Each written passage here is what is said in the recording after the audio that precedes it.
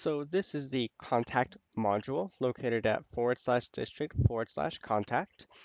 And it's essentially going to list the contact information of the school I'm currently on. So if I was at one of the high schools, instead of saying district here, it'll say, the high school name and then the contact information for that particular school. Things like the address, the city, state, and zip, phone number, and fax number as well. And then on the home page, I have this contact widget here, which is the contact info widget as well, which just displays the same information. Now, this information is actually coming from the school setup and then this contact information here on this general tab. So there's a site description and then contact information.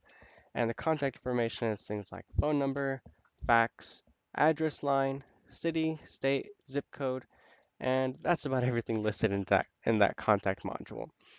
So you want to make sure you're checking this pretty regularly, or if you happen to get a new phone number, or somehow change your address, or zip codes change across the United States or anything like that. Just be aware that your contact information is up to date so that people, especially parents, are able to contact you if needed.